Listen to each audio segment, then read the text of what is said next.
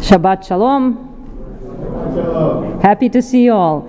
Before I start my Dvar Torah, I would like to remind everyone and invite everyone. On May 13th, we're going to have a very, very special guest who is going to give us very interesting teachings. And he's a very special guest because his name is Rabbi Daniel Nevins. And he was my dean when I studied at the Jewish Theological Seminary. So I know him, and yours, and Rabbi Grover's dean. And he's the person who actually found me in Ukraine and brought me to United States. So if you want to meet a person who is responsible for all of that and for me being here, please come. It's really going to be interesting, and we'll have a special kiddush, and we'll have a study session. And he now works as a principal of a Jewish school in New York, and he just knows a lot about the questions that I guess interest us all about the future of the Jewish community, next generation, young people, all of that. So if you want to know how to bring more young people to our shul, it will be very, very interesting. So mark your calendars, not right now, it's Shabbat in your mind. On May 13th, he will be here. Please come. You promise me, okay? Okay. I know who is here, so I will remember. And now to the sermon. Today we delve in the double Torah portion. We're blessed with double Torah portion with Acharei, Mot, and Kedoshim. And the second part, Parashat Kedoshim, is often considered the heart of the Torah, as it covers a wide range of halachic, ethical, and moral laws meant to guide us in our daily lives. And among many commandments presented in this parsha, we find a very mysterious topic. And you know, Rabbi likes everything mysterious. And the topic of occult practices, which can offer us a unique lens through which we view the concept of holiness. The Parashat Kedoshim contains repeated warnings against avot, which can be translated as ghosts, and yudonim, which can be translated as spirits. And I will read the quote from the Torah, quotes, because it's repeated multiple times. You shall not eat anything with blood. You shall not practice divination and soothing. Do not turn to ghosts, soothsaying, not soothing. Divination and soothsaying. Do not turn to ghosts, and do not inquire of familiar spirits to be defiled by them. I'm your God. And if any person turns to ghosts and familiar spirits and goes astray after them, I will set my face against that person, whom I will cut off from among the people. A man or woman who has ghosts or familiar spirits shall be put to death. And that's quite a lot of repetitions of the same idea. And the question that arises is why the Torah places such emphasis on avoiding these practices. And for modern Jews, these warnings might seem a bit redundant. I believe that the practices of divination and necromancy are not so widespread among Jews these days. At least I hope so. But apparently it was a problem in those days. And first let's know that in the verse from Leviticus 19:26, Vayikra 19:26, you shall not eat anything with its blood. You shall not practice divination. So the prohibition of consuming blood and engaging in occult practices are mentioned together. To understand this connection, it's essential to consider the cultural context and beliefs during the time that the Torah was given. In ancient times, blood was considered mystical or supernatural thing. It had supernatural qualities, and it was associated with life force and vitality. And some cultures believed that consuming blood could imbue a person with the power, energy, and attributes of the creature whose blood was consumed. And similarly, blood was often used in various rituals or forms of divinations that was thought to have the ability to reveal hidden knowledge or connect with supernatural forces. And The Torah's prohibition against consuming blood and engaging in divination can be understood as a clear demarcation between the practices of the Israelites and those of surrounding cultures. And by forbidding those practices, the Torah emphasizes the importance of maintaining a distinct Jewish identity and connection to God, rather than seeking power or knowledge through the consumption of blood or the practice of divination.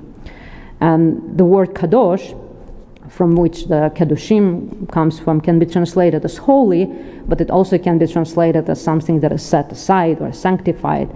And in this regard, we should be holy by separating ourselves from the practices of other nations.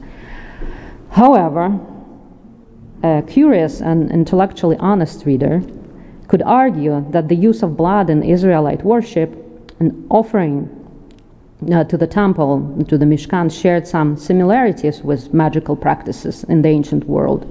Both involved rituals and symbolic actions aimed at producing specific outcomes, such as seeking divine favor, ensuring bountiful harvest, and achieving atonement of sins.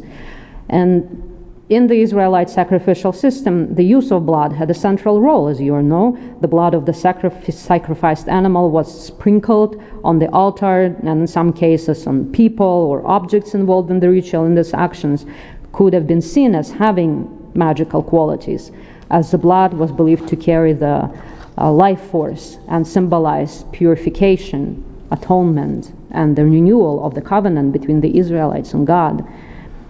So the specific instructions for the sacrificial rites in the Torah, including the types of animals to be used, the manner in which they were to be slaughtered, and the handling of the blood, could be interpreted as a form of ritual magic, intended to produce the desired result through precise adherence to the prescribed rites.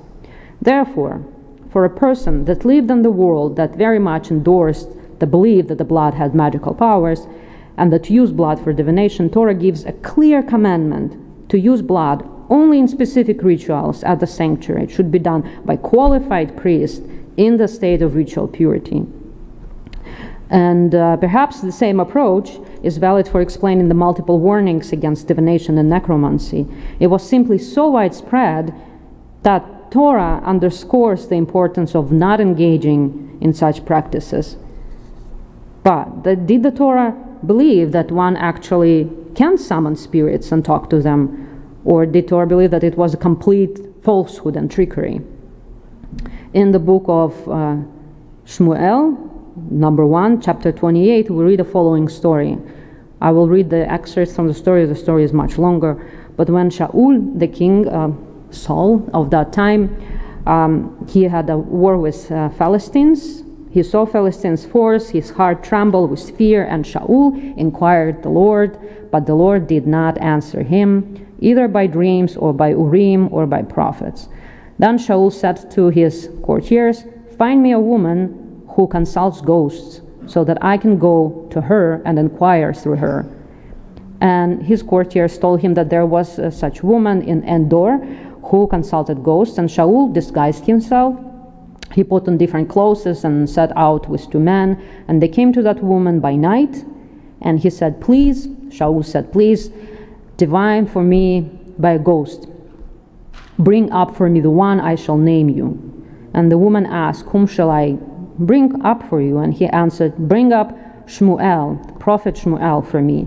And the woman said to Shaul, "I see a divine being coming up from the earth." Shaul asked, "What does he look like?" And she said, "It's an old man, and it is wrapped in a robe." And then Shaul knew that it was Shmuel, and he bowed low in homage with his face to the ground.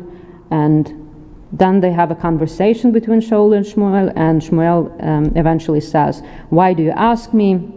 Seeing that the Lord has turned away from you and has become your adversary, the Lord has torn the kingship out of your hands and has given it to your fellow, to David." So Shmuel talks to Shaul, and he tells him that your kingship is over and David will be the next king. So we see here that not only the practice of necromancy and speaking to the dead did not disappear from the land of Israel, but that King Shaul turned to it in the time of distress. And more than that, the prophecy of Shmuel's ghost was true. The kingship of Shaul was taken from him and given to David. So what are we dealing here with? Is that a testimony that the person can talk to spirits for real, or was it a trickery and deception performed by the woman of Endor who was scared of Shaul and had to lie to him? Our commentators, of course, have a lot of things to say about it, and Rambam takes a strong stand against those who conclude that the Torah views these darker arts as efficacious. He says, Rambam says, Rabbi Moshe ben Maimon, anyone who believes that these things are true, but that the Torah has prohibited them, is one of those fools and those lacking knowledge, but those who possess wisdom know that all of these things that the Torah prohibits are emptiness and vanity. So he says that Torah did not prohibit something that was real, but Torah prohibits something that was the falsehood. But the greatest challenge to Rambam's opinion is posed by the Talmud, which clearly speaks of demons and spirits as real. It was taught that Abba Binyamin said, if the eye was given permission to see, no creature would be able to withstand the abundance of demons. So Talmud really believes in all of these supernatural beings. We have more opinions on that. Rabbi Shmuel Phillips, in his book Judaism Reclaimed, quotes another strong opinion against the divination that belongs to Rabbi Abraham Ibn Ezra. And he is my favorite rabbi commentator of all times, and you will know why. This is a quote, so don't take it personally. Those possessing empty brains assert that were ghost and magical practices ineffective, the Torah would not have forbidden them. Yet I say the opposite is the case, for the Torah does not prohibit truth but falsehood, as proven by the prohibitions against idolatry. So what he's saying is we understand that idolatry is falsehood, and that means that, and Torah prohibits it. So if Torah prohibits ghosts and all of this necromancy, it's also falsehood.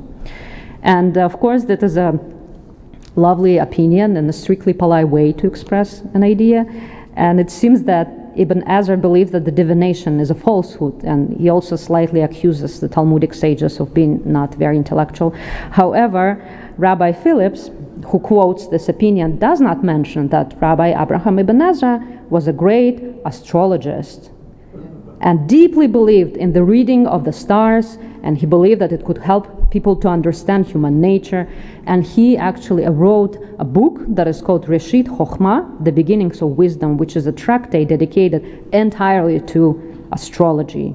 It's quite interesting to see how Rabbi, who wrote one of the most significant collections of the Torah, he was a pious Jew, but he combines astrology and Judaism. And though he doesn't write any predictions of the future in his book, he clearly believes that the horoscope and or the astronomical position of the constellations define human character and destiny. So if you believe in astrology, you have a strong case here for that. And another example of a rabbi who actually predicted the future, apparently, and who practiced astrology was Gersonides, Rabbi Levi ben Gershom, and he wrote also a tractate on astronomy, which is a long tractate. It's 136 chapters, and it was the text. It is existent is both in Hebrew and it was also translated in Latin, but they never were actually published, so they are in archives. And what it says that in the year 1339, in the 14th century, Gersonides wrote a purely astrological work predicting the convergence of Saturn and Jupiter in 1345, which he himself did not live to see, but it is believed that he predicted great disasters as a result of this convergence, and later it was understood as a prediction of Black Death or bubonic plague in 1347. Therefore, we can see that the occult practices were not only present in ancient times, continued through the kingship of Shaul, but they also remained popular among Jews, even great rabbis, through the medieval period.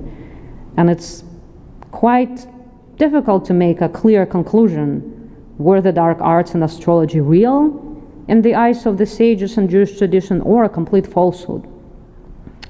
And the answer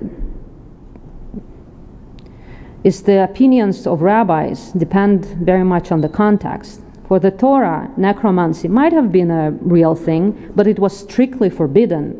Talmud sages who lived in Babylonian culture believed that the demons were real, that it was possible to communicate with the dead person within 1 year after this person passed away. Still, they disapproved of such communications, and Rabbi Abraham Ibn Ezra saw that he saw that only stupid people could believe in ghosts, yet he did not see astrology as magic or divination. He thought it was an art and science similar to medicine. He sought to understand and explain the nature of order, natural order of the universe within the framework of Jewish thought and the wisdom of God. So what can we make out of it? How does that relate to our modern lives? The answer, I believe, can be found in the very concept of Kedusha, or holiness.